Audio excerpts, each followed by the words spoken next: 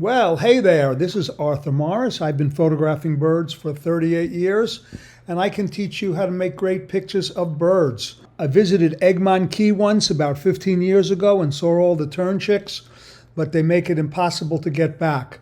So when I found Jacksonville, I thought I died and went to heaven. 8,000 pairs of royal terns, 12,000 pairs of laughing gulls, a few pelicans, a few sandwich terns. Bird photographer's paradise. Smartest thing you could do if you actually want to learn to get better, whatever gear you're using, is to join me in Jacksonville this summer. You can check the listing below for the dates and a link to the IPT page. Can't make that one. We have 3 in San Diego, incredible breeding plumage brown pelicans, and then the Homer Kachemak Bay bald eagle trips. 3 of those also. So we have room for you. When you get some new gear, write for advice. You can email me. Don't forget to subscribe to the blog. And then use Bedford's. Get 3% back on your credit card. So here we are on a beautiful cloudy afternoon at Jacksonville. And just out of the frame on the right is a colony rope, but you can walk up 15 feet from the chicks, sit on the ground. I'm not saying to run up. You approach them slowly and you can get close. Sometimes we photograph them on the face of the dune, as with this one, and the same idea with a calling bird. You'll notice if this says .arw, then this is an unprocessed raw file. Unprocessed raw file, beautiful early morning light. It's getting late in the morning, looking a little stern, and then zooming out with the Sony 200 to 600 at 600, and then a 200, make a little birdscape. And the same guy calling, and I don't know which one I like better. I think the one where we just see the hint of the eye, this one. Notice also I point my shadow at the birds whenever it's sunny.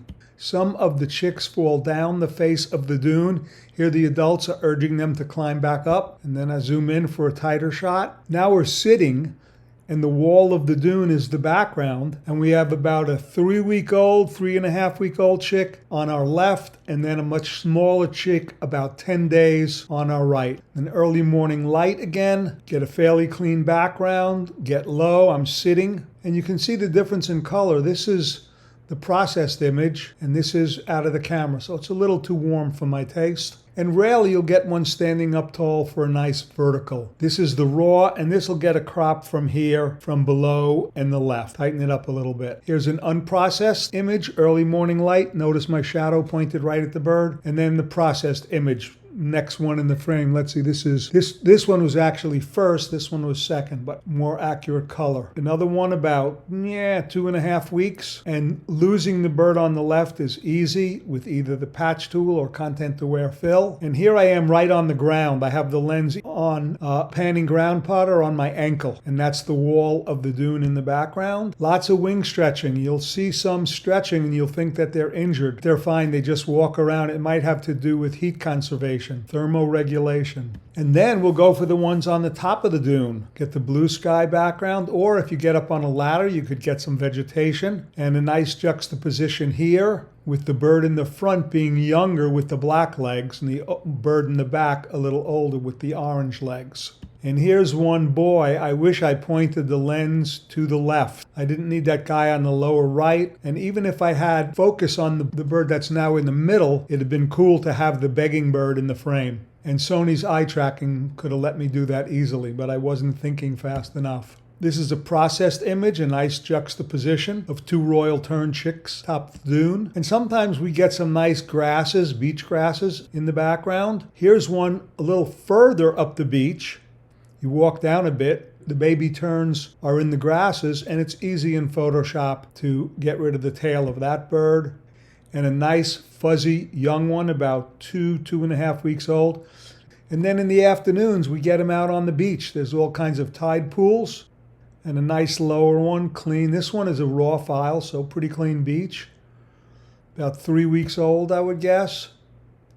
And this will be nice when it's processed because it shows that anytime a bird flies over the shadow, these guys are going to beg like crazy. And this will get a nice crop from above, left, and below and make a very nice image. Now we have one close to a month old.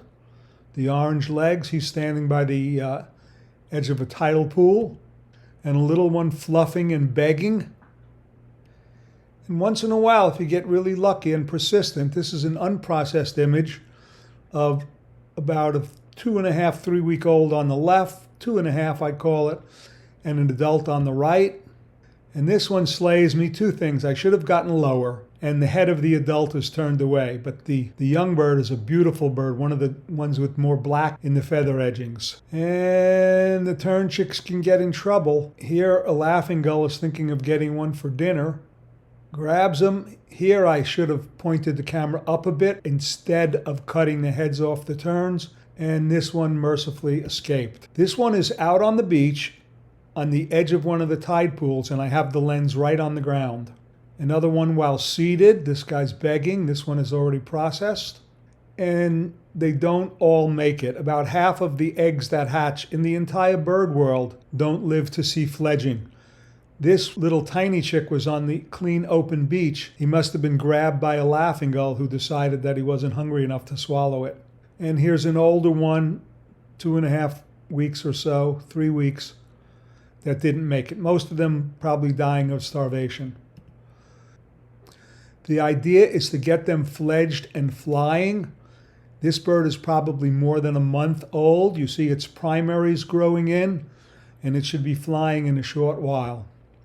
The next video that I do will show you the amazing flight photography that you can get at Jacksonville, just with a 100 to 500, 200 to 600, pretty much any old lens. Even the 100 to 400s are good. Or for Sony, the 70 to 200 with a 2X is better than the 100 to 400.